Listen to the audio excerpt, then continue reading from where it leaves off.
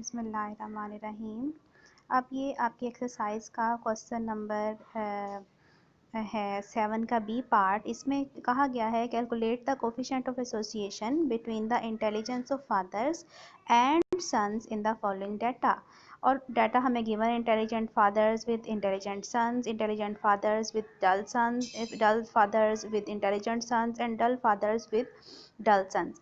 तो intelligence of fathers and sons ये हमारे मेन जो है वो एट्रीब्यूट्स होंगे। इंटेलिजेंस ऑफ फादर हमारे पास एट्रीब्यूट ए होगा, इंटेलिजेंस ऑफ सन हमारे पास क्या होगा, एट्रीब्यूट बी होगा।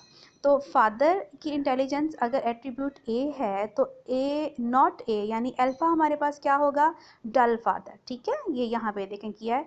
इसी तरह से सन्स को ए ले लिया गया है तो सन्स को हम लोग ए ले लेते हैं। और ये देखें इंटेलिजेंट सन जो है वो ए होगा और उसका अगेंस्ट डल सन अल्फ़ा। इंटेलिजेंट फादर बी और डल फादर बीटा होगा। ठीक है, अब इसके अकॉर्डिंग जो कुछ हमें उसमें गिवन इंफॉर्मेशन दी है वो हम लोग यहाँ पे यहाँ से देख के अपने टेबल से लिख लेंगे। जैसे कि हमें उसने बताया कि intelligent fathers with intelligent sons हैं 265। तो intelligent sons and intelligent fathers, ठीक है, ये इंटेलिजेंट सन्स और इंटेलिजेंट फादर्स 265 हमारे पास आ गया। ठीक है, इसी तरह से डल सन्स एंड डल फादर्स तो वो हमारे पास कितने आएंगे 450 ये। ठीक है, जबकि इंटेलिजेंट यहाँ से intelligent sons and dull fathers यानी कि ए बीटा वो कितने आएंगे 95 और dull sons and intelligent fathers जो हैं वो हमारे पास आएंगे 100 यानी कि अल्फ़ा बी। ठीक है, फिर इनको हम लोग क्या करना है, इनके यहाँ से हम लोगों ने ये देख के टोटल कर लेने हैं हर तरफ। ओवरऑल टोटल 910 आ गया।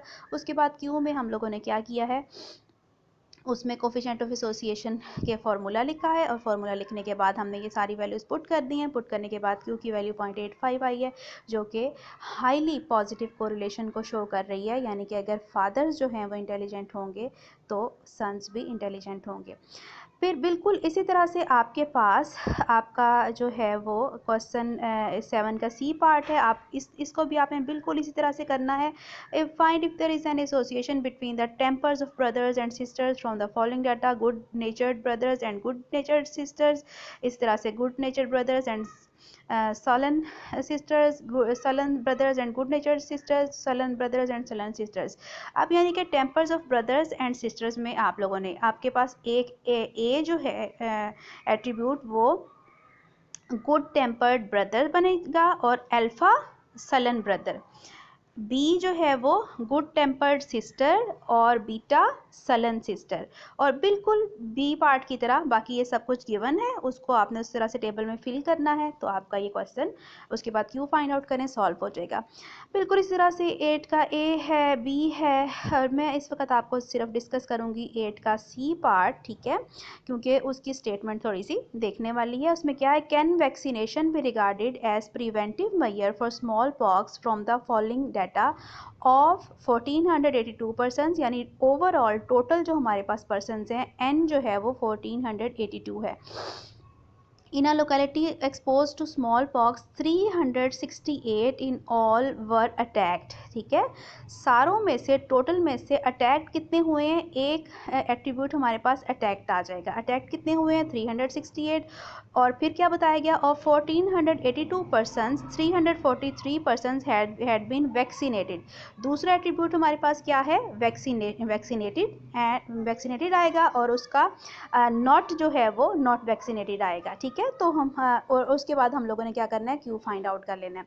तो इसका हमारे पास टेबल बन जाएगा इस तरह से, एक तरफ अटैक्ट और नॉट अटैक्ट आ जाएगा। ठीक है, ए जो है वो अटैक्ट और अल्फा नॉट अटैक्ट, बी जो है वो वैक्सीनेटेड और बीटा जो है वो नॉट वैक्सीनेटेड। ओवरऑल 1482 उसने हमें बता दिए हैं। ठीक है, उसके अलावा उसने बताया है कि कितनों को वैक्सीनेट किया गया है 1482 में से 343 को अटैक कितने हुए हैं 368 हुए हैं। ठीक है, तो इसके बाद अब इसमें से 1482 में से 368 को माइनस करेंगे तो हमारे पास ये आ जाएगा। ठीक है, 1114, इसको माइनस करेंगे तो ये 1139 आ जाएगा और फिर बाकी फिलिंग हम